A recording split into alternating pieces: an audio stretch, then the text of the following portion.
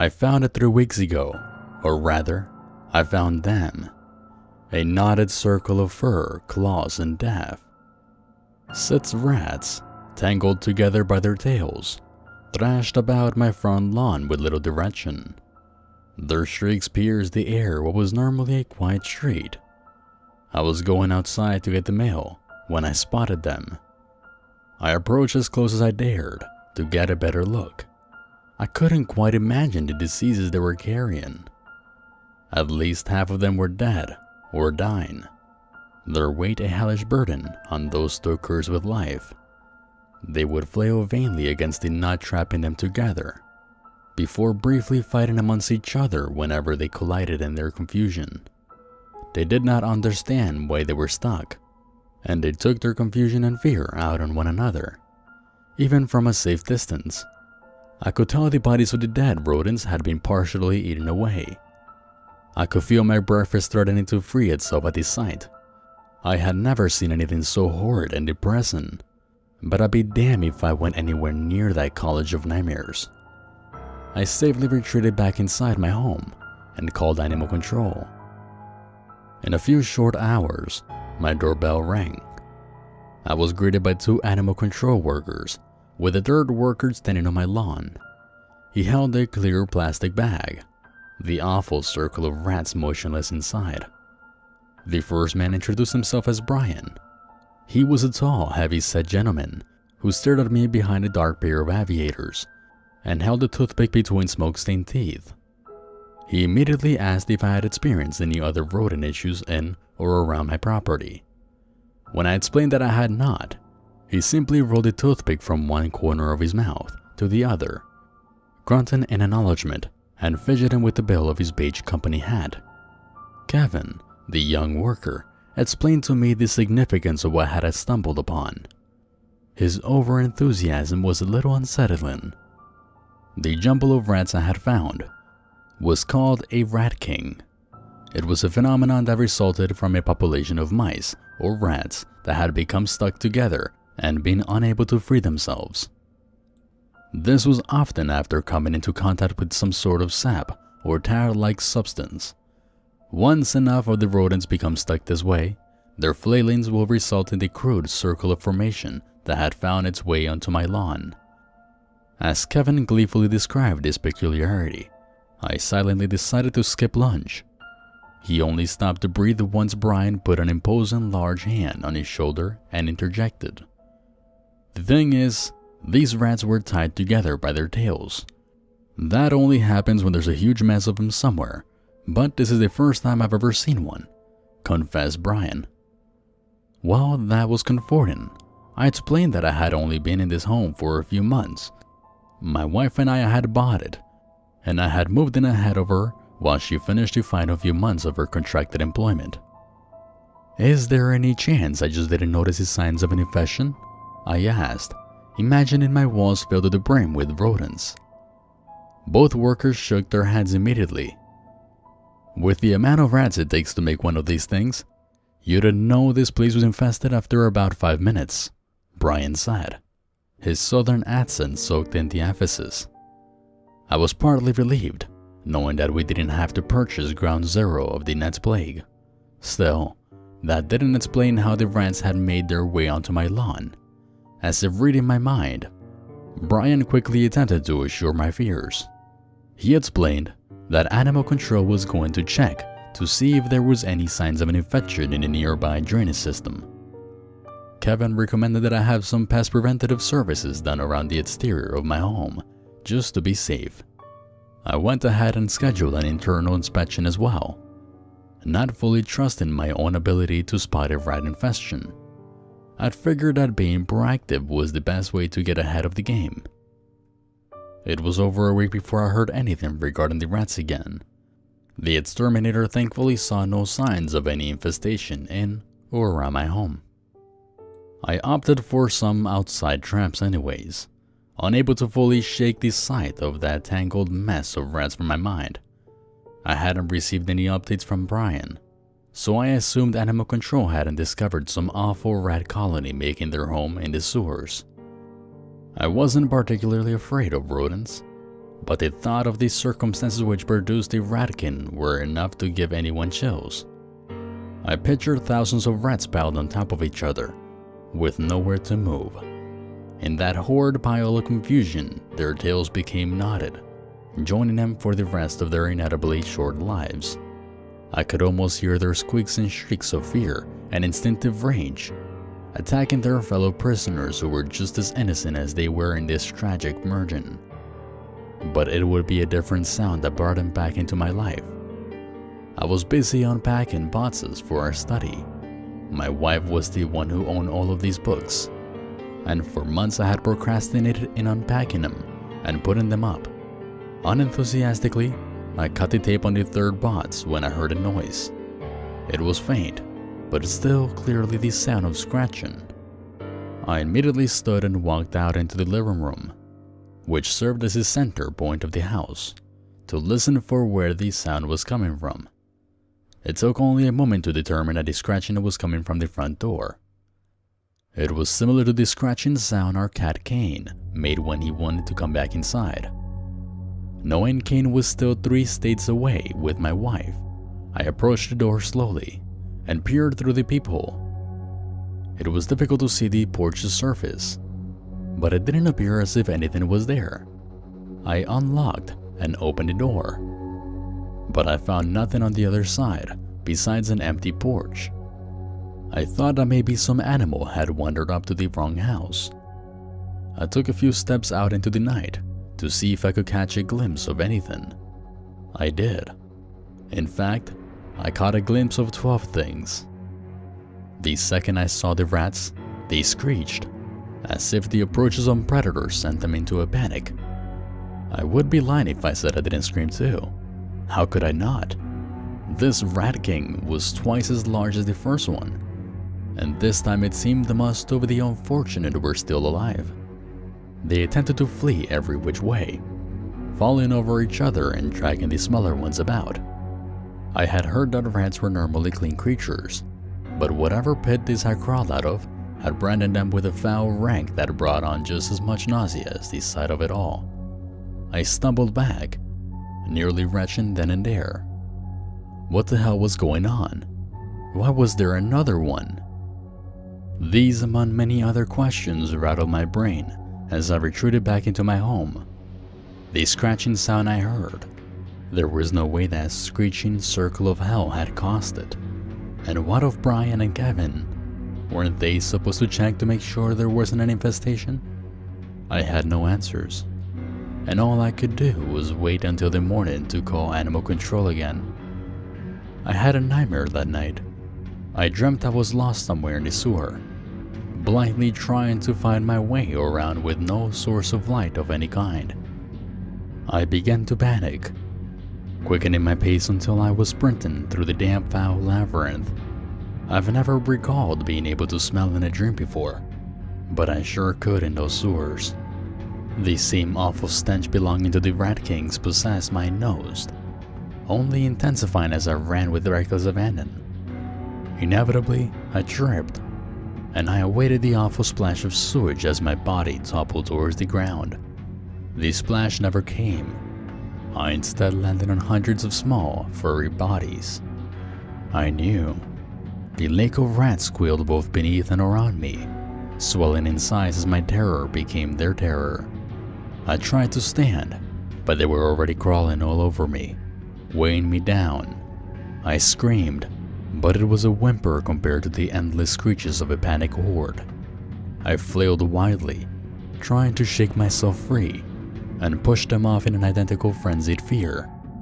I looked down at my feet, only to see countless tails wrapping around my ankles, tied together in fleshy pink and beige knots.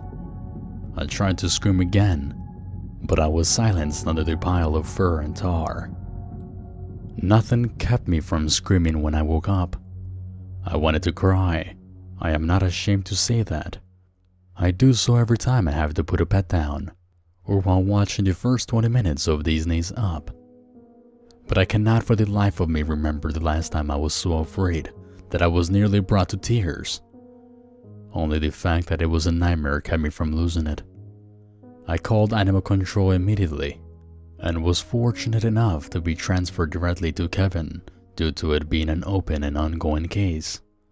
I think he could tell how shaken I was over the phone, despite my best efforts to keep it together. He promised they would head to my house immediately.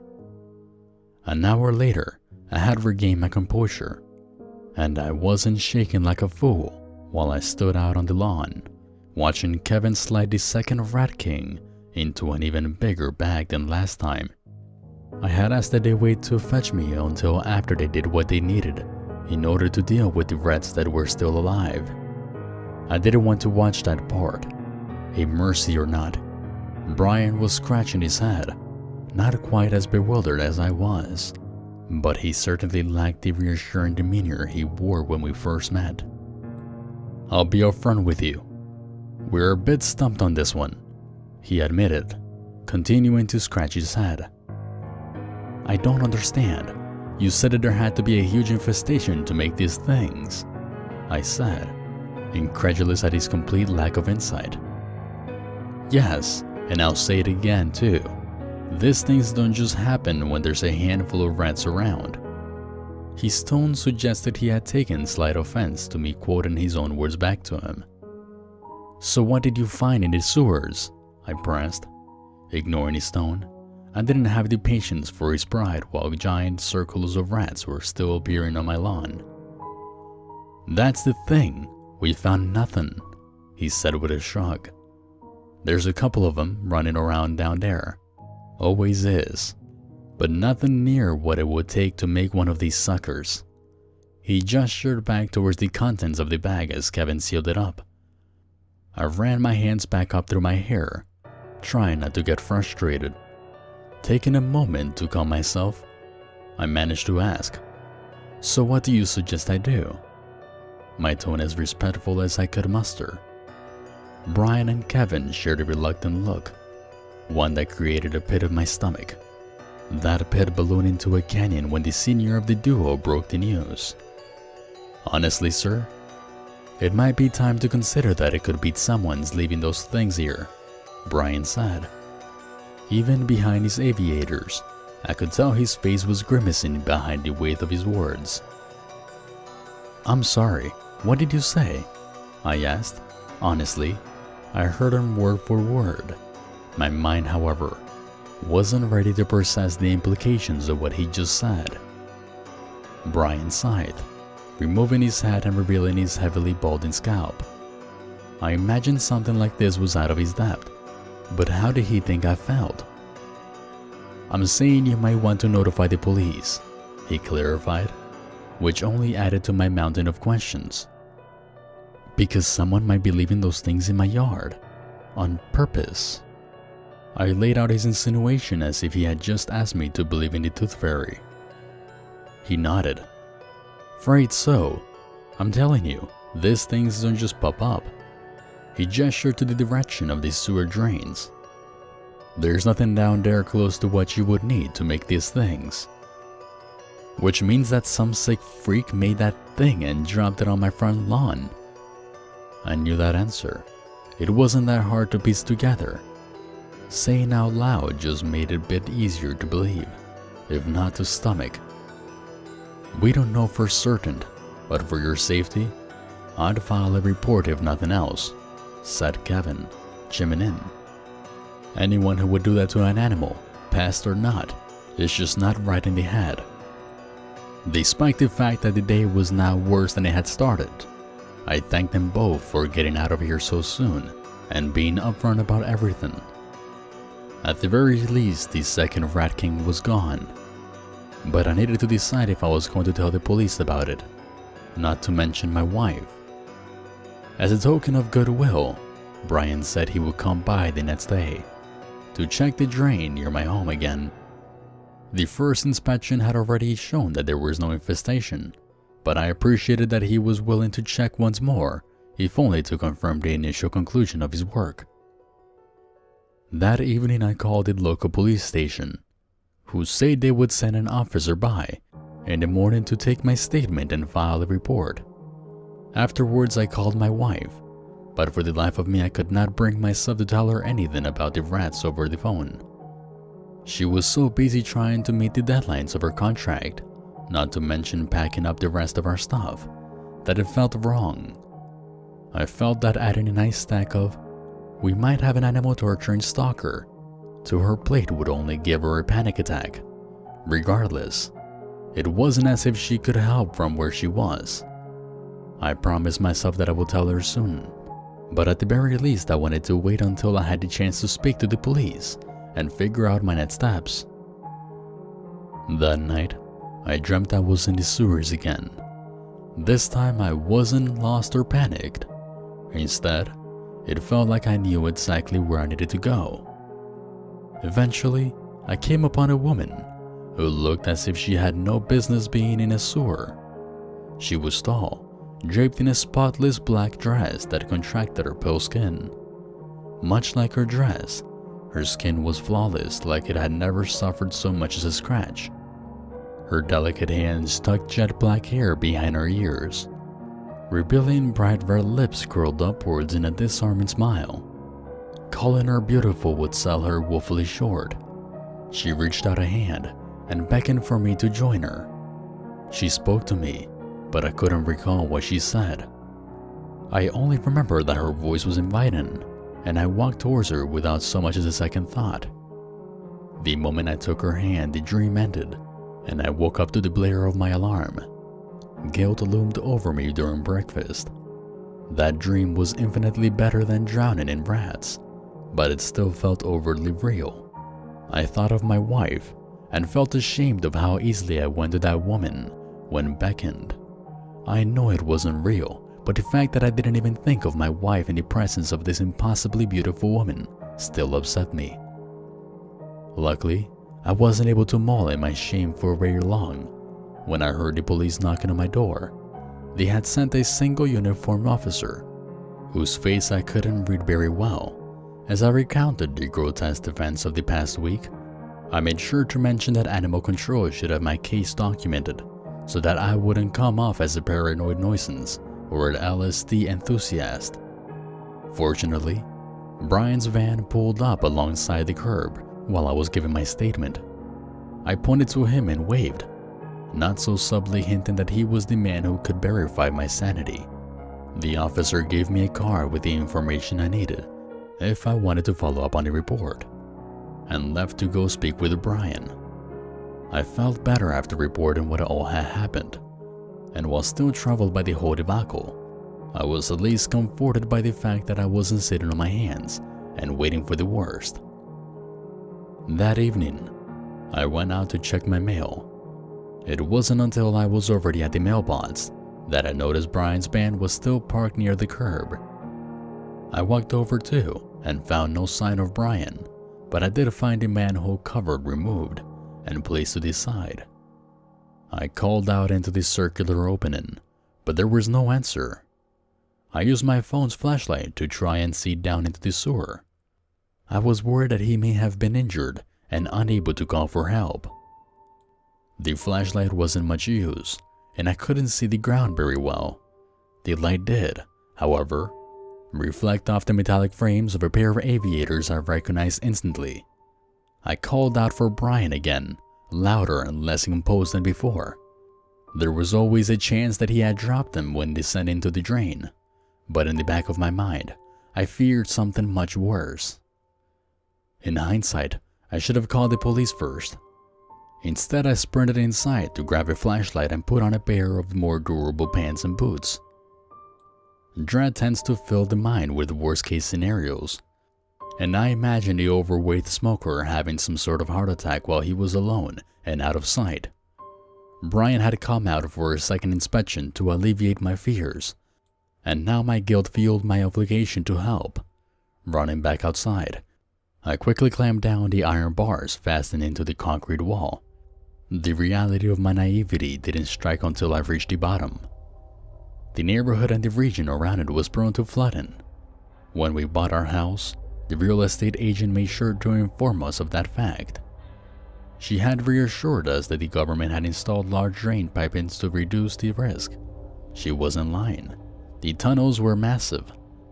I stood over 6 feet, and even I would have no problem walking straight into them. That would be good news if it weren't for the complete lack of lighting beyond my flashlight.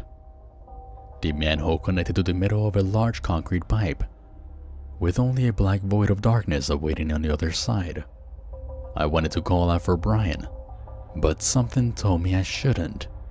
There was this odd, instinctive voice that just kept repeating, "Be silent." With nothing more than Brian's glasses at my feet, I had no idea which direction to search first. Suddenly, I heard the faintest sound of scratching down the right path. The noise sent chills across my body, and goosebumps covered my skin. It was just scratching, but I couldn't help but think back to the sound I heard before I found the second circle of rats. Despite my fears, I knew there was a chance Brian was hurt, and that noise could be the only way for him to call for help. I headed down the path on my right, my flashlight barely strong enough to avoid getting swallowed by the dark tunnel. It had been nearly 2 weeks since our last rain, so only the faintest trickle of water flowed steadily down the middle of the pipe. I had always imagined the sewers as a much scarier, dungeon-like underworld filled with corridors and iron-barred grates. I should have realized the blamed reality would not match the medieval European picture I had seen in movies and video games. Part of me had worried that it would match the sewers of my recent dreams, but I was so far off that it made me feel silly as I thought of my nightmare. The pipe was just a straight shot, with smaller pipes leading into its sides as they headed towards whatever waterway it emptied out into. It didn't smell great, but the unchanging gray concrete was much less imposing than what my imagination had cooked up. I was confident that I would have to run into Brian with how straightforward this system was. After a minute or so of walking, my flashlight found a point in the pipe up ahead where it connected to another large pipe. I didn't like the idea of another potential path. Every added turn made my chances of getting lost that much higher. I decided I would peek down that path, but would turn around if I didn't see any sign of Brian. As I neared the intersection, the smell in the pipe began to worsen. It didn't take long to recognize it as the same stench I had come into contact with twice before. I could also hear the scratching, louder and more plentiful than before. I covered my nose and pressed on. No infestation. Yeah, right, I thought to myself. Maybe Brian had found a elusive infestation of rats and had just been down here dealing with them. If they were bad enough to create one of those awful rat kings, then I could see how it might be an all-day project. As I rounded the corner, I was prepared to call out and make sure I didn't scare the man while he worked. I bet I looked rather stupid with that relieved look on my face and a mouth already open to make a snide comment. Whatever I expected to find, my jaw snapped shut and I froze in my tracks as I saw a horrendously different scene. Rats. Thousands. They covered every inch of the pipe's floor, swelling halfway up to the sides. The piping echoed with the scratching sound of their skittering feet. The huddled masses made no other sounds as they shuffled about in a busy fashion. In their silence, I had confused them for being much further away when I turned the corner, and the primal fear that gripped me locked my feet up in place. In the middle of the horde was a large pile of what looked like to be a mixture of trash and sticks. Soaked cardboard folded over twigs of every size, with piles of wet leaves filling the sides. The rats surrounding it circled continuously, as if patrolling a small perimeter. A nearby storm drain opening dropped just enough natural light for me to see exactly what sat on top of the pile. It was much too large to be a rat. I have guessed it was a large dog suffering from severe mange, if it weren't for the hulking pink tail that curled around its resting place. Its flesh was pale, bare, except for inconsistent patches of black fur. The fur was thickest at the head, with long black locks that looked more like human hair than that of a rat. Yet, the pointed snout, thick whiskers, and bulging eyes screamed rodent much louder than any human trait. Its jaw hung slightly agape, as if malformed to the point where it did not match the top of the mouth. drool poured out of the sides in slow drooping streams, dropping onto the circular rat guard below. The awkward jaw curled up, and it almost looked like the creature was smiling as it watched the endless parade from what I figured to be a bed. Slowly, it reached out its hand. Its fingers were thin and excessively long. The pale digits gently reached into the marching black mass and plucked a single rat from its patrol. The rat sat completely still in the delicate grip as the Overlord picked another worthy candidate from the endless flow. I watched in nauseous horror as the monstrosity slowly gripped the motionless rats and began to tie their tails together. Not unlike the rest of the horde, there wasn't so much as a squeak of protest from the two victims.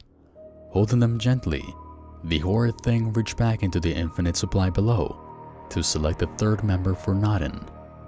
It didn't take me long to figure out what it was making.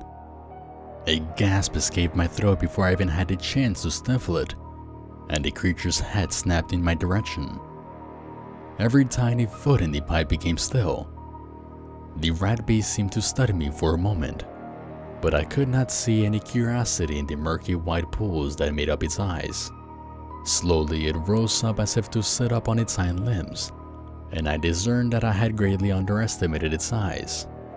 6 pairs of swollen nipples jutted out from the chest to stomach. Surrounding them were endless bed sores, oozing with pus and staining the alabaster skin a bruised red. Beneath where the creature had been laying, I spotted a pool of bright pink. Hundreds of baby rats lay shifting and squirming as they fought their way to the top of what I now understood to be a nest. None of this made any sense. I needed to run. "Don't run," commanded a voice in my head. My feet wouldn't move. Or maybe I just didn't want to run. "It's okay. Don't be afraid." The voice was soothing, familiar. I felt myself relax. Some part of me resisted, screaming to hold on to my fear. I still didn't run. "Come here," she beckoned. I knew what called me. The black sea of rats slowly parted, opening a pathway to the swollen monstrosity. Her arms slowly reached out as if for an embrace. My mind was cloudy, but I still did not run. I walked towards her. As I walked, the obedient rodent children sat still as stones, putting the silence of mice to shame. My mind struggled, failing to grab and hold on to a singular thought other than the command to walk. My vision blurred, and the monstrosity that had summoned me began to change. Her features warped and twisted, and soon the woman in black from my dream stood in her stead. I had never been near something so beautiful in my life. Her arms were still outstretched, waiting for me to join her. Little by little, my thoughts melted away until there was only her. I stepped into her arms and wrapped my own around her pale body. She had chosen me for a purpose. The dreams, this kingdom, and the crowd handmade by the queen herself were all for me. In her embrace, I came to understand the truth. I was always destined to be right at her side. I am the Rat King. She leaned down and whispered in my ear, "You are mine." And I was, for a moment. Somewhere in the farthest reaches of my mind, a single memory persisted. It was the only image remaining that was not of her. It was my wife, the one I had bought a home with, the one who was working to exhaustion so that she could join me in our new adventure, the one who was waiting for me to call her. I grasped that memory and held on as hard as I could, tearing myself free from the force that had caged the rest of my mind. I pushed her off of me. I saw not the alabaster beauty, but instead the monstrosity for its true appearance. Her bloated frame swayed backwards, and her weight carried her off the nest and onto hundreds of her loyal servants. Her massive tail failed to balance her, and instead swiped another tens of rodents into the air. Her clouded eyes shot towards me, and just for a second, I could swear her deformed, ill-fitting face looked sad. That sadness was replaced by the most horrid of shrieks, I staggered back, trying to cover my ears from the piercing sound as it nearly ruptured my eardrums. Her legion of previously mute and motionless rats joined in, with their chorus of shrieks and squeals as I turned to run. I could feel the sound of her fury cut into my bones. My legs carried me faster than I think I'd ever run. I could feel the vibrations of thousands of large, angry rodents giving chase. I never looked back, but their sound carried so horribly well through the pipes that I thought they were right on my heels. I expected my legs to soon be overcome by the horde, swallowing me in a most excruciating death. But the moment never came. I made it to the iron-barred ladder and climbed up out of the manhole without a single glance to the rabid void that chased. I sprinted to my car, grabbing the magnetic spare key under the tire, and peeled out of my driveway. Half an hour passed before I felt safe enough to pull over. Eventually, I begrudgingly gave in to logic. I had taken off without my wallet, keys, or phone. I had to go back. Eventually, Brian would be reported missing, and it wouldn't look good that I had just driven off in a panic. I dreaded the trip back, half convinced that the Black Fur Army would be waiting inside my home to drag me back into the sewers. Surprisingly, nothing awaited me when I arrived. My home was as empty as I had left it. I closed the front door behind me before I slumped against the wall and broke down crying. When I composed myself, I called my wife, just to hear her voice. I assured her that everything was okay, even though she could tell it wasn't. I promised I'd explain it all to her soon, and this time, I really will. I don't have much to say about the investigation, but I can tell you I've been questioned repeatedly. I haven't been charged with anything yet, and they haven't found Brian's body. Even his aviators were gone, along with any sign of the rat kingdom I stumbled upon. The only new evidence was a third rat king. 24 of the biggest rats I've ever seen, all neatly tied together like before, placed right on my porch. A call to the police, and another round of questioning later. I'm here writing this tale. I'd give anything to just pack up and leave this place tonight, but with the investigation it'll only make me look responsible for Brian's disappearance. Still, I know I'm not safe here. Even now that monster is down there in the sewers, plucking rats from her crowded kingdom to make another offering, the third of which proved she had not given up on her king. My wife and I just wanted a place to make new ties. Instead, I am stuck here, alone, tangled in knots, and I can feel them getting tighter.